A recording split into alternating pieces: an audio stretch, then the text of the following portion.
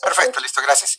Hoy vamos a hablar de un tema que ya está más vinculado con el desarrollo del, del ser humano durante las primeras etapas de desarrollo. De hecho, el tema titula Primera Semana de Desarrollo o, en todo caso, de la ovulación a la implantación, que viene a ser el aspecto fundamental de esta etapa. Durante la primera semana de desarrollo, en realidad lo que se analiza son todos los eventos que están relacionados con la ovulación y de hecho con la implantación y la consecuente división celular posterior a la implantación. Si bien la ovulación no es un proceso que está directamente vinculado con la primera semana, porque de hecho si hablamos de primera semana de desarrollo, lo primero que nos va a venir a la mente es que ya hay una fecundación. Pero de hecho se toma la ovulación como un fenómeno que nos ayuda a comprender cuál es el desarrollo y cuáles son las características de la generación de los gametos, sobre todo el gameto femenino. ¿Sí? Por eso es que se lo toma en cuenta al momento de analizar la primera semana. No es algo que se vaya a analizar de manera significativamente a profundidad, pero es algo que requerimos saber por el hecho de que hay muchas connotaciones con respecto a la ovulación que están relacionadas con los aspectos que están vinculados con la primera semana. De hecho, las fechas, los tiempos y los procesos que se manifiestan durante el ciclo ovárico son los que de alguna manera van a ir a preparar las características para una posible anidación luego de una fecundación. De hecho, cuando hablamos de la primera semana de desarrollo, estamos iniciando todo ese proceso de crecimiento y desarrollo. De hecho, a partir de la fecundación se inicia todo ese crecimiento acelerado, el cual nos va a llevar en una primera instancia a un incremento celular, luego a una diferenciación celular y posteriormente a una maduración de estas células. Todo eso como un ciclo vital, un ciclo biológico preestablecido. Ahora bien, todo este crecimiento, este cambio que se manifiesta en un nuevo ser, y fundamentalmente hablando del sexo femenino, porque de hecho si vamos a hablar de ovulación, estamos directamente relacionados con los procesos hormonales y los cambios que se dan en el sexo femenino. De hecho, toda esa secuencia de eventos tiene una connotación directa con lo que son los cambios hormonales.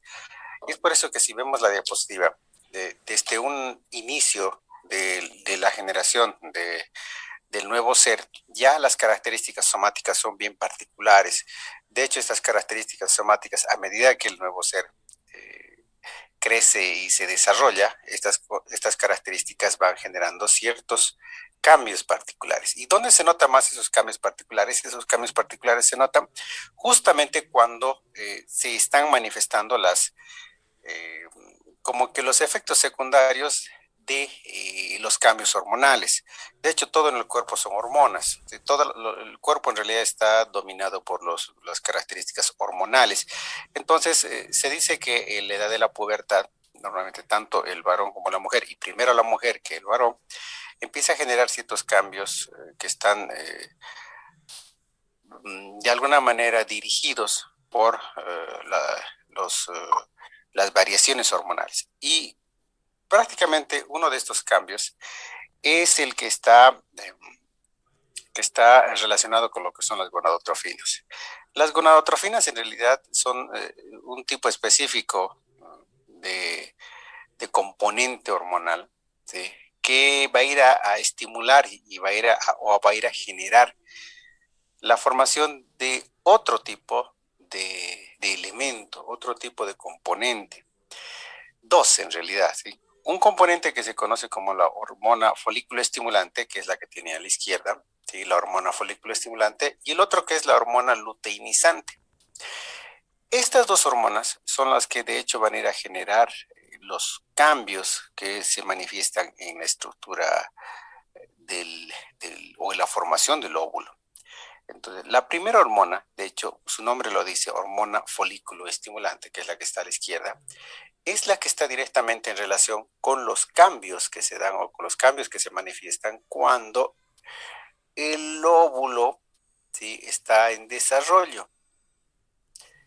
Y la hormona luteinizante, de hecho, es aquella hormona que se encarga de la consolidación de lo que será a futuro el cuerpo amarillo o cuerpo lúteo, que de hecho es una estructura que mantiene el embarazo. ¿Sí? El cuerpo lúteo es un componente cicatrizal que se presenta después de la ovulación, que tiene la función fundamental de generar progesterona. Y esta progesterona es la que en sí va a ir a mantener el embarazo si es que se ha llegado a efectuar una anidación exitosa. Entonces, como ustedes comprenderán, las hormonas prácticamente son las que están vinculadas con todos estos cambios. Y es lo que vamos a tratar de comprender. Vamos a tratar de analizar varios ciclos, entre los cuales está el ciclo hormonal, el ciclo ovárico, el ciclo luteínico, varios ciclos, pero si ustedes se dan cuenta, casi todos están vinculados a estos dos fenómenos, a la presencia o ausencia de estas dos hormonas o a la mayor cantidad de componentes de cada una de estas dos hormonas durante el ciclo ovárico. ¿Sí? Entonces, lo que tenemos aquí en la parte inferior prácticamente son los componentes que irán a generar lo que se conocerá a futuro como el ciclo ovárico. De hecho, todo esto en realidad no es el óvulo, ¿sí?, sino todo esto se conoce como folículo. ¿Sí? Y esta es la secuencia de generación de un folículo. Tenemos un folículo primordial, un folículo primario, un folículo secundario, un folículo preovulatorio o folículo terciario, o folículo antral también se lo conoce. Posteriormente, prácticamente en el día 14, si no me equivoco, o en la mitad de un ciclo, se genera la ovulación. ¿Y qué es la ovulación? Prácticamente es la expulsión de lo que conoceremos posteriormente como ovocito, que en realidad es el óvulo. Bueno, avancemos para tratar de comprender un poquito cuáles son las características de los ciclos. Les decía que durante todos estos fenómenos es posible analizar ciertos ciclos. ¿Cuáles son esos ciclos? De hecho, los ciclos están vinculados con cambios que se manifiestan en la generación de las estructuras o la consolidación de los gametos, en realidad. Entonces, mire, podemos analizar dos ciclos que son no los más importantes, sino a partir de los cuales se podría ir haciendo descripciones. Uno que es el ciclo ovárico que es el que nos va a manifestar cuáles son las características de la estructura del folículo, en realidad, ¿sí?, del elemento que forma el óvulo. Y el otro que es el ciclo uterino, que vamos a analizar en el ciclo uterino prácticamente cuáles son los cambios que se manifiestan en las capas del útero durante todo este ciclo. De hecho, hay cambios de espesor, de componentes vasculares, entre otras cosas. Entonces, cuando hablamos de ciclos, de hecho, fíjense, y en todos los casos en realidad, se puede analizar dos partes, tres elementos en realidad, de los cuales dos son grandes. En primera instancia, analizamos todo lo que es la preovulación, todo lo que es la generación del óvulo, tanto en la parte folicular, que es en realidad como que el contenedor donde se forma el óvulo. Luego la ovulación, que es un fenómeno extremadamente corto, y otro fenómeno que es el de la postovulación. Estos dos fenómenos, los dos, el inicial y el terminal, de hecho son fenómenos largos. Posiblemente pudieran tardar entre 13 y 14 días, mientras que la ovulación es un fenómeno tan incipiente, porque de hecho es la manifestación única de un evento, ¿sí?, que no se lo considera ni siquiera en días, porque se manifiesta, de hecho, en pocos minutos o quizá en horas. Cuando hablamos de toda la parte del ciclo ovárico y la parte de generación del óvulo, se analiza cuál es el crecimiento y las características de los folículos. Y estos mismos folículos, posteriormente a la ovulación, se consolidan como el ciclo ovárico, como los folículos, como el cuerpo amarillo o el cuerpo lúteo. Entonces también hay un análisis de qué sucede con estos elementos posteriormente a una anidación exitosa, o qué sucede con estos elementos cuando no hay una anidación exitosa, o de hecho cuando ni siquiera hay fecundación, bueno, mucho menos va a haber una anidación.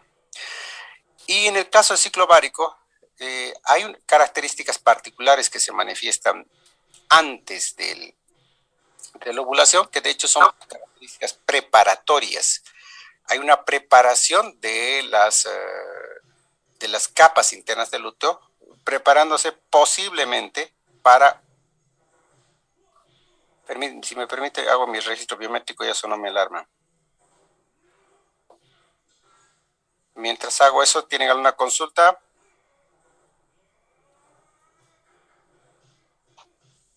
Sí, doctor, ¿a qué se refiere con degeneración del cuerpo lúteo? Estaba hablando hace rato sobre las hormonas. Ya. Permítame que no puedo entrar a la plataforma. Ahora sí. Degeneración del cuerpo lúteo. Lo que sucede con el cuerpo lúteo, voy atrás para que vean. Lo que sucede con el folículo, hablemos del folículo. Miren, este es el folículo, este que está acá. A medida que pasan los días durante el ciclo ovárico, este folículo va creciendo, creciendo. El folículo es este contenedor. Lo que está en rojito es el óvulo, en realidad, se llama ovocito primario. Y este ovocito, en realidad, no cambia, no crece. El único momento en el cual el ovocito cambia es cuando hay fecundación. Entonces, de hecho, lo que cambia durante todo el ciclo ovárico es el folículo. Y este folículo se llama folículo hasta el momento de la ovulación. Después que se ha manifestado la ovulación, es como que si ustedes tienen un globo, ¿sí? Y el folículo es un globo, y después de que este globo se pincha, elimina todo el contenido interno hacia las trompas de falopio, y queda solo ese contenedor, ese globo vacío. Y ese globo vacío es el que, fíjense cómo va degenerando. Entonces, yo puedo decir la degeneración del folículo o es la consolidación del cuerpo lúteo, porque ese folículo se llama folículo cuando tiene un óvulo dentro. Cuando no tengo un óvulo dentro, de hecho ya es un cuerpo lúteo. ¿Por qué? Porque ya es otra estructura, tiene otras características y de hecho cambia hasta sus mismas células o las características funcionales de sus células. ¿Sí? Entonces, a eso se refiere con la degeneración folicular o la consolidación del cuerpo lúteo. No sé si es eso a lo que te referías. Sí, doctor. Bueno, Sí, vale. está Entonces, claro. avancemos. Pues ya sabemos que tenemos varias etapas. Lo que vamos a tratar de ahora identificar dónde están esas etapas. Entonces, fíjese que de hecho las etapas tengo a la izquierda una imagen que me está mostrando cuáles son una gráfica de más o menos cómo se verían las etapas. Entonces, fíjese, lo primero dice tengo ciclo ovárico. ¿Sí? Cuando hablo de ciclo ovárico, lo que me indica el resumen es que debo referirme a lo que es la fase folicular y la fase lútea. Entonces voy a la imagen y lo que busco es esto. Este de acá es el ciclo ovárico. ¿Sí? El mismo nombre dice ciclo ovárico. Tengo esta fase de formación del folículo, que se llama fase folicular, y tengo la fase de consolidación del cuerpo. Bueno, quizá le podemos llamar fase lútea solamente, porque de hecho en esta fase es al sentido inverso que la otra fase, donde hay un crecimiento y termina en la estructura más grande. En este caso empezamos con una estructura grande y terminamos en una estructura pequeña, porque si no hay embarazo, lo que sucede es que esta estructura se torna atrésica y es lo que normalmente pasa, porque no cada mes se genera un embarazo. Entonces, prácticamente sería más un proceso, una etapa del ciclo ovárico donde hay una degeneración de la estructura lútea. Otra de los ciclos que vale la pena hablar son, de hecho, el ciclo hormonal. ¿Por qué? Porque de hecho, les decía, toda esta secuencia de eventos está organizada de alguna manera con la presencia de hormonas. Entonces, si yo veo la imagen, tengo lo que se conoce como el ciclo hormonal. Este ciclo hormonal lo que me hace está mostrándome cuáles son las características de presencia de las hormonas. Entonces, fíjense que tengo dos hormonas, una que es estrógeno y otra que es progesterona. Las dos tienen características particulares. De hecho, fíjense que el estrógeno es una hormona que está muy vinculada a lo que es la ovulación, o sea, cerca de la ovulación. Cuando se manifiesta la ovulación, el estrógeno es la hormona que prácticamente está en una alta concentración. Y la progesterona, que es una hormona que se encuentra, y fíjense la relación, ¿por qué es tan importante hablar de estas gráficas? Porque fíjense, la progesterona es una hormona que se encuentra en altas cantidades cuando el cuerpo lúteo está presente. Entonces, de hecho, eso me indica que el cuerpo lúteo es una estructura formadora de progesterona, y cuando el cuerpo lúteo degenera, la progesterona también degenera.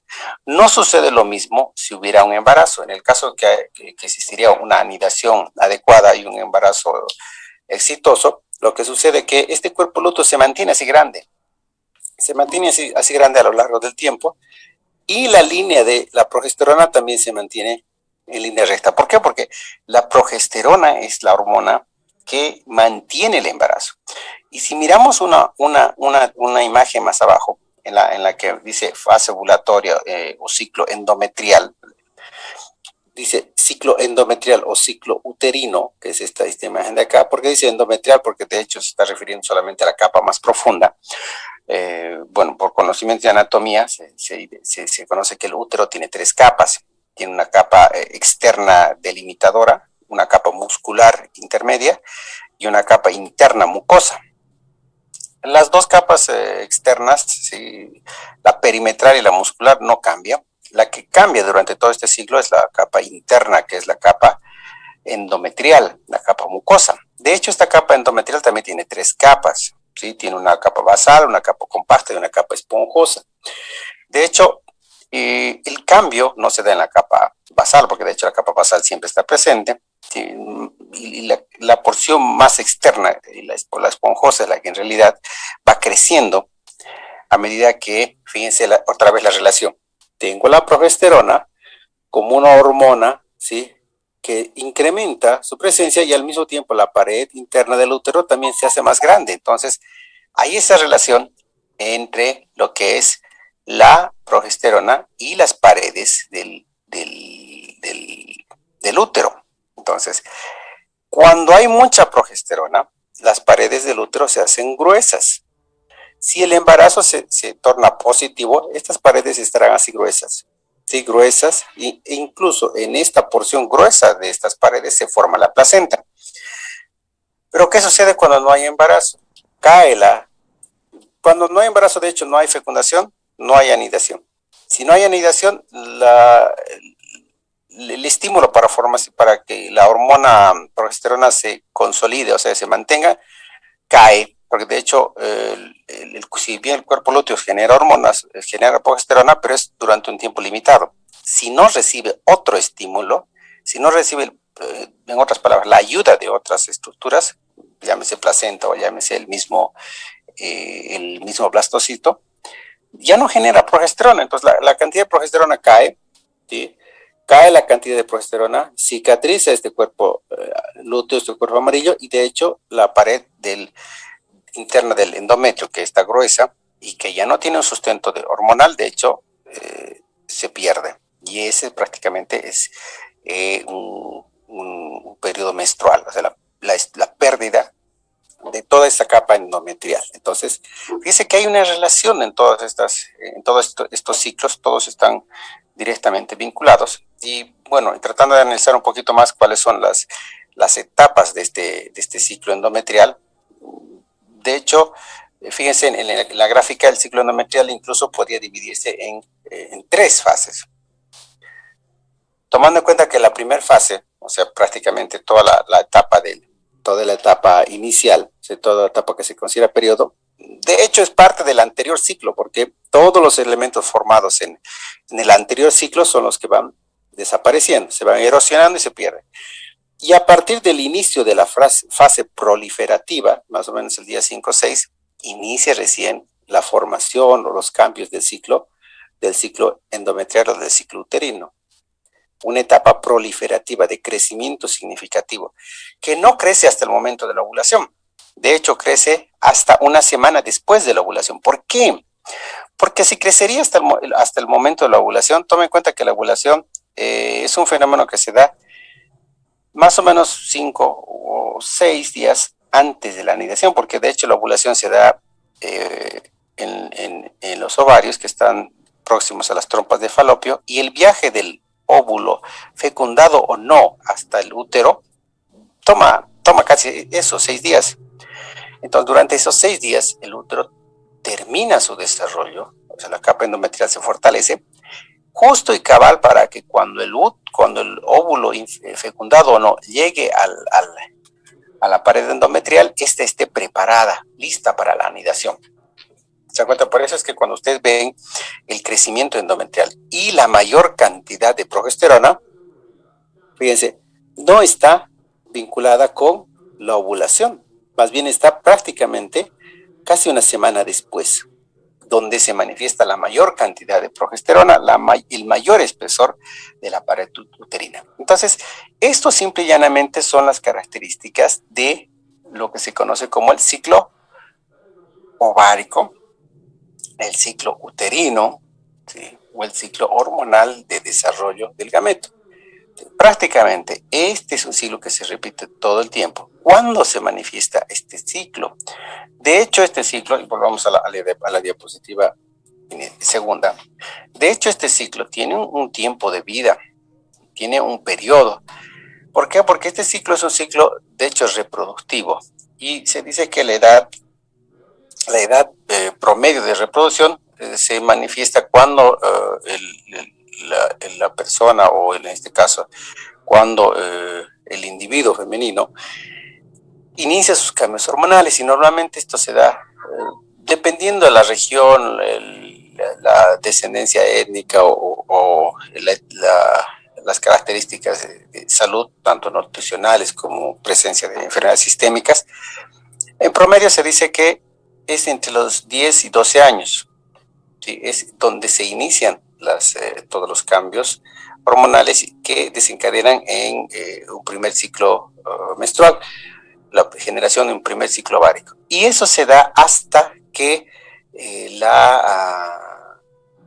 las condiciones corporales de la mujer tengan la capacidad de reproducción. De hecho, existe un periodo posterior a este ciclo ovárico que se llama un periodo de menopausia, en el cual hay cambios hormonales que de alguna manera distorsionan todo el ciclo ovárico y hacen que este ciclo ovárico cambie las características y de hecho deje de generar óvulos, ¿no? Entonces se entra a una etapa de menopausia. De hecho, la entrada a la menopausia no es una etapa así tan rápida como el ingreso al ciclo ovárico. De hecho, es un proceso un poco más lento. Como es degenerativo, es un proceso un poco más lento porque de hecho se requieren cambios de regresión. Normalmente se dice que pudiera ser entre los 35, 40 años en los cuales se puede generar la menopausia. Más antes o más después, depende quizá de cuándo se ha iniciado el ciclo menstrual. De hecho, si el ciclo menstrual se ha iniciado mucho más antes, la menopausia vendrá también mucho más antes. También depende de la cantidad de folículos que tenga la madre al momento del nacimiento. Si analizamos un poquito cuáles son las características de estos folículos, de hecho la madre ya viene con un número preestablecido, o sea, la mujer ya viene con un número preestablecido de estas unidades, y estas se llaman se llaman folículos primordiales.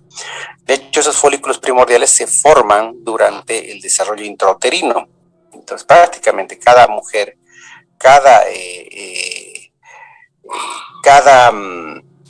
no solamente en el caso de mujeres, sino en el caso de incluso los mamíferos, cada persona viene ya con una cantidad exacta de folículos en sus ovarios. Y de hecho, esta cantidad de folículos está vinculada con la cantidad de periodos menstruales de los cuales está habilitado. No es que venga no es que un folículo represente un periodo menstrual. De hecho, normalmente entre 14 y 15 folículos son los que están relacionados con cada ciclo menstrual. Y eso lo vamos a ver posteriormente cuando hablemos de los folículos. Bueno, de hecho les tengo aquí unas diapositivas que me muestran cuáles son las connotaciones de los ciclos. Fíjense, tengo el ciclo ovárico como una de las manifestaciones, como un tipo de fenómeno directamente vinculado con la generación de los folículos y la degeneración del cuerpo lúteo. Dos fases fundamentales, tengo la fase folicular y la fase lútea. Y fíjense cómo están las hormonas, ¿no?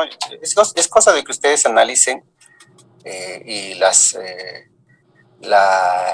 líneas de la presencia de las hormonas para que ustedes más o menos puedan sacar una característica. Fíjense que si yo trazo una línea aquí, perdón, estaba en la otra pantalla, si trazo una línea en este punto, y de hecho quiero saber si trazo una línea el día 21, más o menos sería una línea aquí, ¿no? En la mitad de la segunda fase. Si trazo una línea y solamente trato de interpretar las hormonas que se encuentran presentes, de hecho, no está complicado. Puedo decir, en el día 21 o en la parte media de la fase luteínica del ciclo ovárico, se llama fase luteínica, fase luteal o fase del cuerpo amarillo, ¿sí? ¿Qué se observa? Observo la presencia significativa de ¿quién? De la progesterona, ¿sí? Como un elemento significativamente alto. Posteriormente, lo que son la hormona luteinizante y la hormona folículo estimulante prácticamente están decayendo. ¿Por qué están decayendo? Porque de hecho la hormona luteinizante está presente y la hormona folículo estimulante están presentes cuando, a partir de la ovulación. Entonces, a partir de la ovulación, la hormona luteinizante, que es la que forma el cuerpo amarillo, poco a poco empieza a degenerar, porque de hecho el cuerpo amarillo ya se formó. Entonces, si el cuerpo amarillo ya se formó, ya creció, no necesitamos una hormona que de hecho estimule a la formación. Entonces, la hormona cae. Lo mismo pasa con la hormona folículo estimulante. Ya no hay folículos a quien estimular, entonces de hecho la hormona folículo estimulante cae. Lo mismo pasa con el estrógeno. Si hay un relativo cambio, el estrógeno es la que está en celeste o en azul. Hay un cambio, ¿sí? Está presente cuando cerca de la ovulación, para estimular la ovulación, pero después decrece porque tiene otras connotaciones y hay otras estructuras que están colaborando con la presencia o ausencia de esta hormona. Quiero analizar otro cuadro. Fíjense, el ciclo uterino, misma relación. Entonces, tengo las características del ciclo uterino, tengo el periodo, la ovulación y la fase de crecimiento. Lo mismo, si analizo las hormonas, fíjense que de hecho tengo un incremento de la progesterona relacionado con el incremento de la pared interna. Y las demás hormonas tal y cual las hemos mencionado. Se dan cuenta que no es complejo tratar de identificar cuáles son las hormonas. Les trato de explicar estos cuadros porque de hecho son cuadros bastante explicativos en cuanto a cuáles son las características de cada uno de los ciclos con respecto a ya sea a las hormonas o los componentes anatómicos que están presentes. Este es un cuadro que es netamente hormonal. De hecho, me muestra varias cosas. Fíjense, tengo aquí los nombres de las hormonas y tengo las características o los periodos. Entonces, siempre a la mitad se encuentra la ovulación como un límite. ¿Por qué? Porque de hecho, hasta la ovulación, el incremento de ciertas hormonas es característico. Fíjense que tengo la que incrementa es el estrógeno y la hormona luteinizante. De hecho, la hormona folículo estimulante, si bien tiene un crecimiento, pero ya que el folículo terminó de crecer, ya no tiene esa manifestación tan grande, porque de hecho, si bien el folículo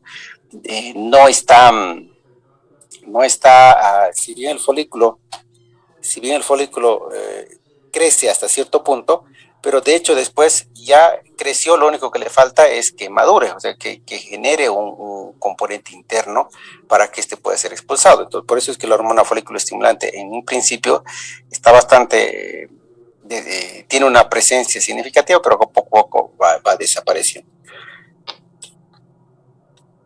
Bueno, hablando un poquito de cuáles son las características o las diferencias que podemos encontrar entre entre los términos que estamos utilizando, en su guía tienen como uno de los primeros términos a definir, tienen el de ovulación, el de ciclo ovárico, si no me equivoco, tienen el de ovulación y de óvulo. Son tres cosas muy distintas. Y para aclararlas, de hecho, cuando hablo de ovulación, cuando hablo de ciclo ovárico, que es lo primero que deberíamos hablar, el ciclo ovárico en realidad es toda esa secuencia, ese proceso, ese fenómeno mediante el cual se va a ir a generar un óvulo. O sea, es todo el mecanismo de formación de un óvulo.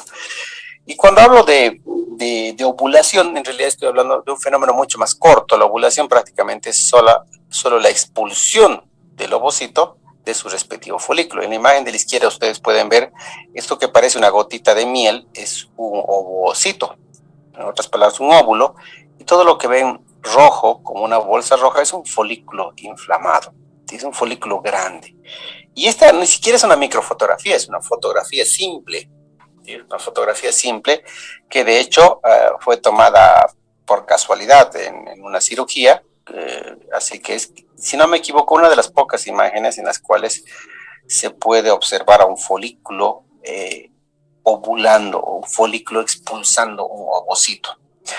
Bueno, en la imagen de la derecha, lo que ustedes pueden ver es lo mismo que ustedes tenían en línea recta en las anteriores imágenes, sino que ahora lo tienen en forma de un reloj. De hecho, esta es la secuencia del ciclo ovárico, en la cual, fíjense, del primero al quinto día tengo un periodo de menstruación o de eliminación del endometrio del anterior periodo, y a partir del sexto día hasta el día 14 tengo el periodo de generación del folículo y con la correspondiente expulsión del óvulo. A partir del día 14 hasta el día 28 tengo todo, ya no me enfoco tanto en el óvulo, porque de hecho el óvulo ya fue generado, ese impulso, lo único que le queda es fecundarse o no. Y de hecho, desde el día 16 hasta el día 28, de lo que se trata es de analizar cuáles son los cambios que se dan en el útero, preparándose para una posible anidación. Vean estas imágenes. Estas imágenes son las que les comentaba hace un momento, que prácticamente son de las pocas imágenes que se pueden identificar con respecto a lo que es la ovulación. Entonces, esto que ven acá es un folículo, se llama el folículo terciario o folículo preovulatorio, que prácticamente es un folículo tan hinchado que tiende a generar una perforación en una de sus partes más delgadas, con la consecuente expulsión del ovocito. Ese ovocito, el que ven, prácticamente es expulsado hacia afuera del folículo, buscando lo que son las trompas de Falopio para introducirse en el útero. Mismo fenómeno. Perfecto. Bueno, eso ya es el cuerpo lúteo.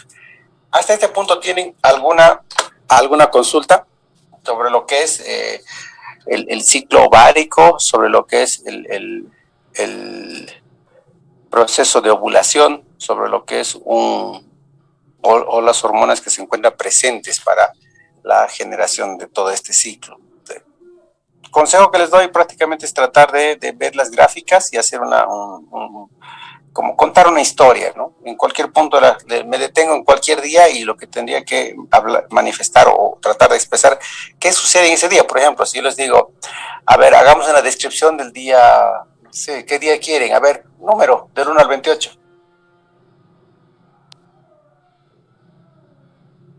20. 20, pues gracias, María. La única que está despierta, María.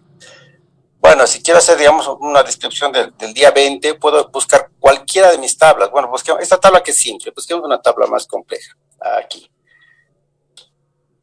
Esta tabla. Con esta vamos a hacer una descripción. Día 20. Día 20 más o menos vendría a estar acá.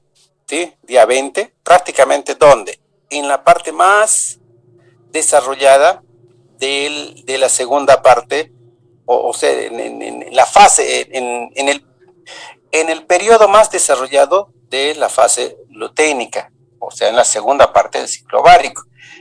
¿Qué puedo ver el día 20?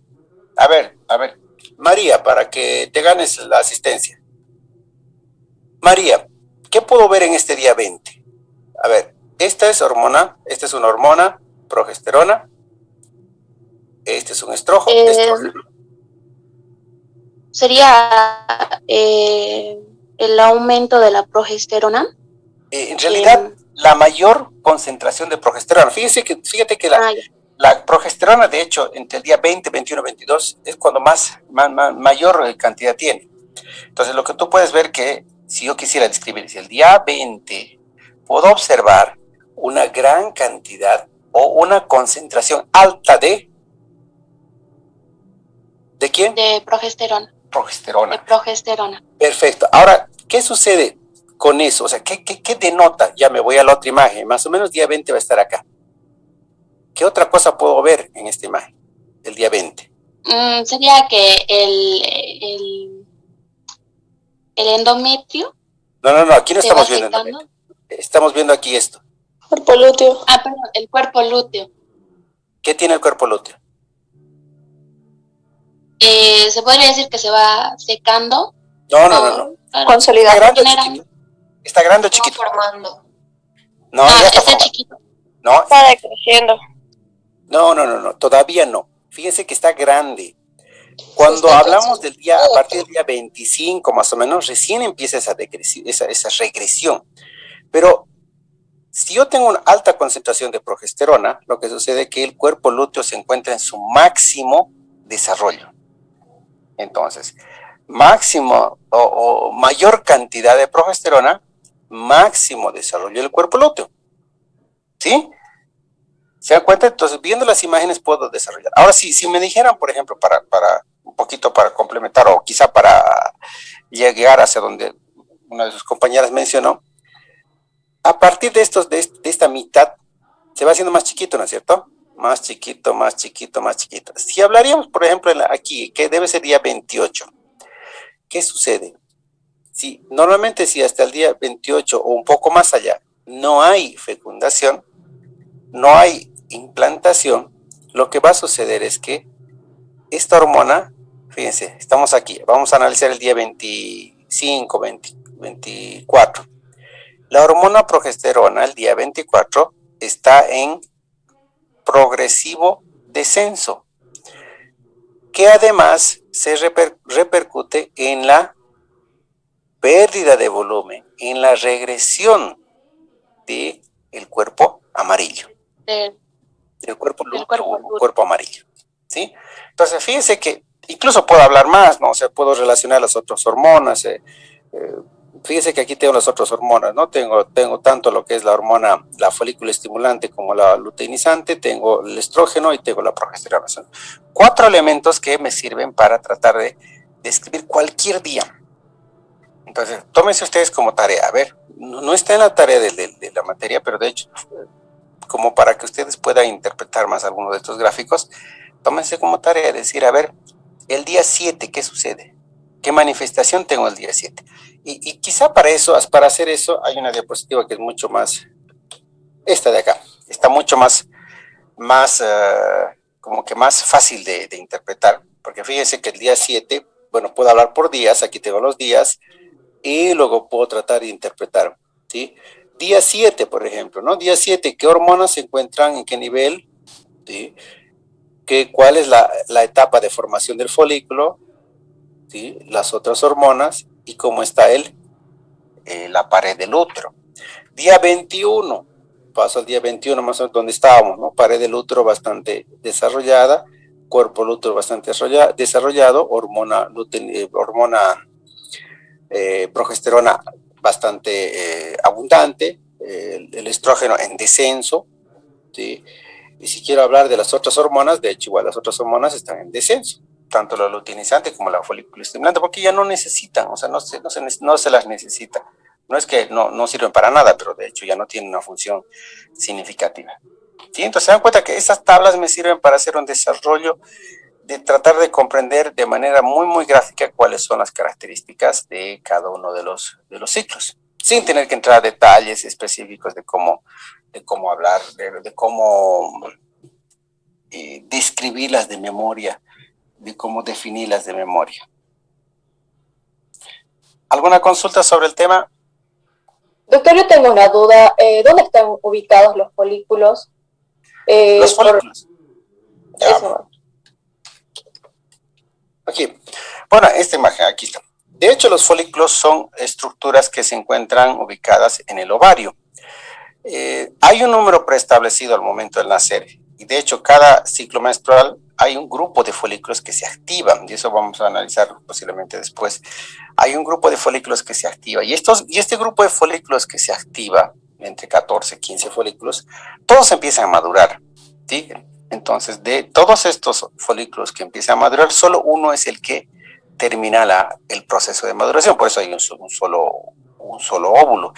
Y de hecho, generalmente se intercala, ¿no? O sea, tenemos dos ovarios, una vez un derecho, otra vez otro izquierdo, porque si no, cada vez tendríamos dos óvulos para fecundar. Entonces, los folículos se encuentran en la pared del ovario. Sí, prácticamente, fíjense, si este es el ovario, todo esto es un ovario, esto de acá, lo que ven es un ovario. Entonces, de hecho, en cada una de estas, fíjense, aquí hay restos. Estos son puntos cicatrizales de una erupción antigua. Estos se llaman cuerpos blancos o corpus albicans, ¿sí? Que son elementos cicatrizales de un folículo anterior. Para responder a tu pregunta, los folículos se encuentran en la pared o en la superficie del ovario. Ok, gracias, doctor. ¿Alguien más? Doctor, buenas tardes. ¿Se podría decir que, digamos, el día 7 es la formación del cuerpo lúteo? No. El cuerpo lúteo se forma después de la ovulación. Fíjense que esto es ovulación, ya, esto es el día 14. Expulsión del óvulo. Expulsión del óvulo. ¿Sí? El óvulo se expulsa de su respectivo folículo. ¿Qué sucede? Fíjense, aquí ya el óvulo está prácticamente fuera. Cuando este óvulo queda fuera, gran parte del líquido que se encuentra en este ovocito, imagínense que es un globo inflado, se desprende con el óvulo y ese líquido es el que ayuda al óvulo a vehiculizarse, a transportarse por las trompas de falopio. Entonces, este óvulo, de hecho, este folículo así pinchado le llamemos, un folículo pinchado, esta estructura así como queda se transforma en el cuerpo amarillo, en el cuerpo lúteo. Entonces el cuerpo lúteo se genera inmediatamente después de la ovulación. O sea, no hay cuerpo lúteo.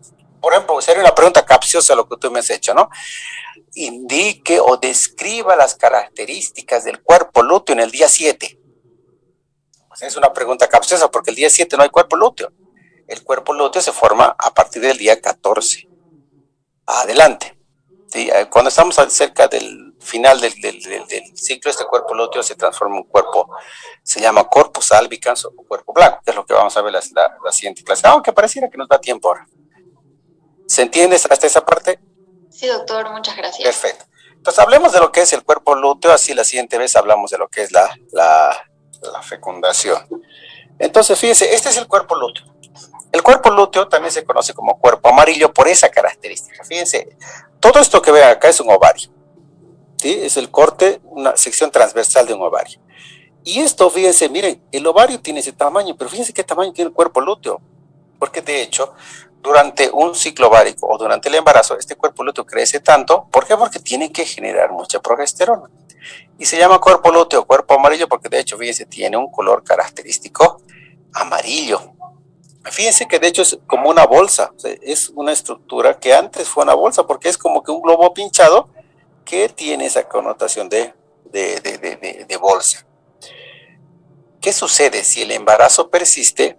¿Sí? Si el embarazo persiste y estamos en esta fase luteínica, ¿sí? Este cuerpo amarillo se mantiene así durante todo el embarazo. Entonces la fase luteínica se mantiene prácticamente durante las 40 semanas siguientes. Fase luteínica o fase secretoria. ¿Por qué? Porque si este cuerpo lúteo está presente, de hecho, genera progesterona, entonces estamos en una etapa secretora que es constante. Lo que no sucede si no hay fecundación. Si no hay fecundación, no hay anidación, y este cuerpo lúteo, al no tener el estímulo del elemento anidado, ¿sí? Al no generarse una placenta, no justifica su razón de ser, entonces este órgano se empieza a degenerar. Y a medida que se degenera, genera menos progesterona. Y la disminución de la progesterona, como les decía, genera la pérdida de la pared endometrial más interna, que se traduce en un evento menstrual. ¿Y qué sucede con esta estructura? De hecho, esta estructura, fíjense, al ser tan grande, se hace cada vez más chica. Entonces, miren, tengo aquí elementos cicatrizales. Tengo aquí la porción de otro cuerpo amarillo, aquí hay otro cuerpo amarillo, aquí hay otro cuerpo amarillo de una etapa más anterior, que son etapas o que son cuerpos cicatrizales, cada vez se va haciendo más chiquito, más chiquito. Llega un momento que este cuerpo amarillo degenera y se transforma en lo que se conoce como un cuerpo blanco o corpus albicans, que prácticamente es la cicatrización de un cuerpo amarillo. Fíjense, esto de acá, tengo varias, aquí tengo una, miren, tengo aquí otra grande, aquí tengo otra que, miren este cuerpo blanco, de hecho es bonito, ¿por qué? Porque se generó una sección transversal, se ve se ve que es un tubito, ¿sí? Es como si hubiéramos hecho un corte aquí, ¿sí? Este es un corte sagital, podemos decir, y este es quizá un corte transversal del remanente del cuerpo amarillo, el cuerpo blanco. Entonces, esa vendría a ser la secuencia, ¿no? Primero aparece un folículo, se llama folículo primordial, posteriormente hablamos de lo que es el folículo primario, el folículo secundario, el folículo preovulatorio, ovulación, y luego está el corpus albicans, el cuerpo lúteo o cuerpo amarillo, y posteriormente el corpus albicans o cuerpo blanco, que ya vendría a ser toda la historia, la cronología de inicio y de generación de los elementos vinculados o las estructuras vinculadas con la formación del óvulo. ¿Sí? Pregunta, ¿cuál es el periodo de vida o de presencia del cuerpo lúteo? De hecho, en un ciclo normal, y si no hay embarazo, desde el día 14 hasta finales del día, hasta el último día del ciclo ovárico. En el caso que hay embarazo, desde el día 14 hasta el nacimiento. Y ese es el tiempo de vida del cuerpo lúteo. ¿Sí? Se entiende, ¿no es cierto? Función principal, formación de progesterona o estimulación a la consolidación de progesterona. Doctor, entonces,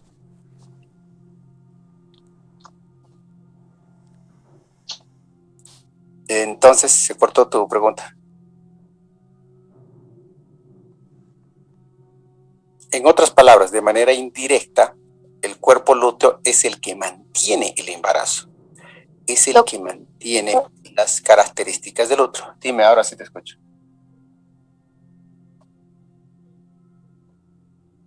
¿Quién quiere preguntar algo? Se corta.